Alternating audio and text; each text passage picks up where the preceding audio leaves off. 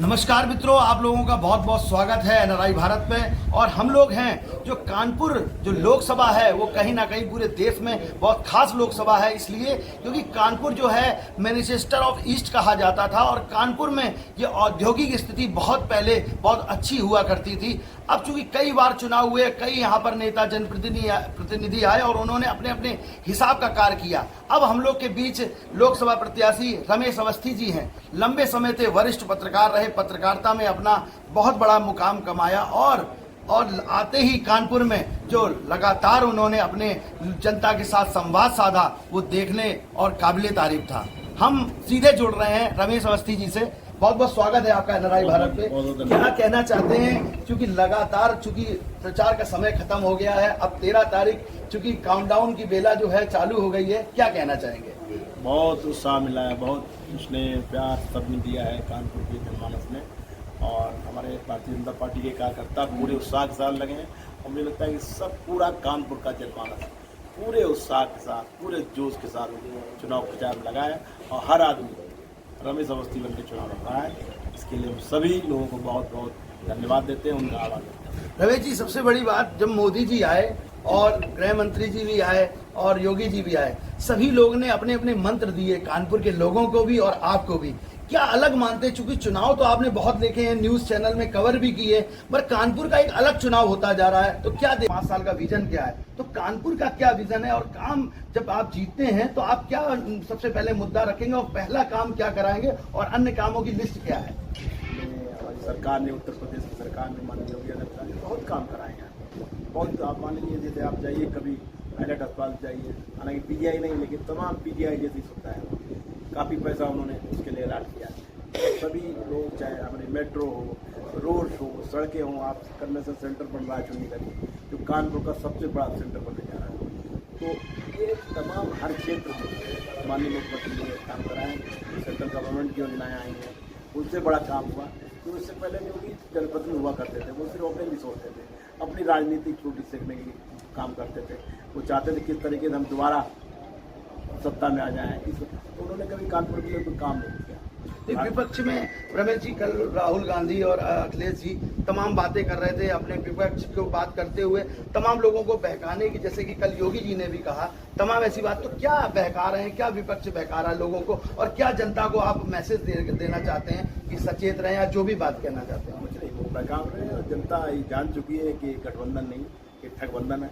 ये चुनाव समाप्त होने के बाद फिर ये समाप्त हो जाएंगे, फिर एक दूसरे को गाली देने लगेंगे, जैसा उन्होंने पहले विधानसभा में चुनाव में अखिलेश जी का और कांग्रेस का गठबंधन हुआ था, लोकसभा में समाजवादी पार्टी का और इसका बहन जी का गठबंधन हुआ, उसका हासिल क्या हुआ?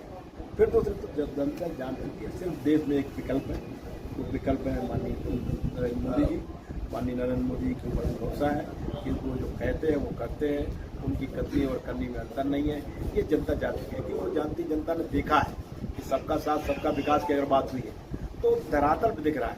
आप बताइए, कोई भी, चाहे हिंदू हो चाहे मुस्लिम हो, सबको अनाज की सरकार वो बात हो, भोजन की बात हो, वो राशन मिल रहा है, वो सबको मिल रहा है। कोई ऐसा नहीं कि उसमें मुसलमानों को काट दिया जाए। आप मेडिकल सुविधाएँ, बीमा जो 5 लाख का, वो सबको मिल रहा है। और उससे काफ़ी लोग, मतलब मैंने देखा कई मुस्लिम महिलाओं से नहीं, इनके परिवारों से मेरी बात हुई, उन्होंने कहा कि आज माननीय प्रधानमंत्री न होते तो मेरे हस्बैंड की तबीयत खराब थी, हमारे पास पैसा नहीं था, लोग दिन उसके कारण हमारी आज हस्बैंड बच गए हैं, देखिए स्वस्थ है पूरी तरह, बच्चे पूरा जो उनके लिए इलाज की सुविधाएं हुई, घर मकान सब दिए, सबको एक साथ विकास किया। इसलिए इस बार माननीय प्रधानमंत्री के नाम पर मुस्लिम का एक बड़ा तबका प्रधानमंत्री को वोट दे रहा है और समाज का हर वर्ग इंतजार कर रहा है कब 13 तारीख आए, कब हम कमल के निशान पर अपने बटन दबाएं, माननीय प्रधानमंत्री को तीसरी बार प्रधानमंत्री बनाएं। तो साफ तौर से रमेश जी ने तमाम जो बातों को रखा और कानपुर के विकास के लिए वचनबद्ध हैं और जो पहले से जीतते हैं तो लगातार वो काम करने का काम करेंगे और प्रधानमंत्री मोदी जी की और योगी जी की नीतियों को आगे बढ़ाने का काम करेंगे। और सबसे बड़ी आपको बात बता दें, यहाँ तमाम कार्यकर्ता आज रमेश जी से मिलने आए हैं और उनके हाथ मजबूत करने के लिए 13 तारीख के लिए आए हैं। मैं कानपुर बुंदेलखंड क्षेत्र का विदेश संपर्क विभाग का क्षेत्रीय संयोजक हूं।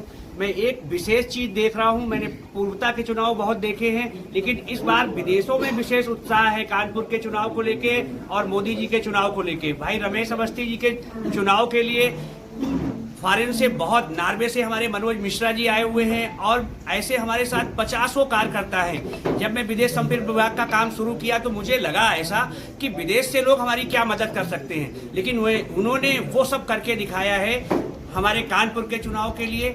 और भारतीय जनता पार्टी के माननीय मोदी जी के 400 के विजन को कंप्लीट करने के लिए कई कंट्री में हमने उनका उत्साह देखा है। कानपुर के लोगों से भी मैं ये निवेदन करना चाहता हूं कि जो हमारे एनआरआई बाहर से आ रहे हैं, हम लोग भी उनका सहयोग करें और ऐसे ही माननीय रमेश अवस्थी जी को 13 तारीख को भारी मतों से अपना मत देके विजयी बनवाएं। लोग घरों से बाहर निकलिए और वोट डालिए। रीजन ये है इस बार स्पेशल है क्योंकि इस बार मोदी सरकार 400 पार, और अगर आप लोग घर से बाहर नहीं निकलेंगे वोट डालने के लिए तो इस विजन को कैसे पूरा करेंगे। आप बाहर आइए, कमर पे मुहर लगाइए और हमारे भाई रमेश अवस्थी जी को विजय बनाइए। यही हमारा संदेश है।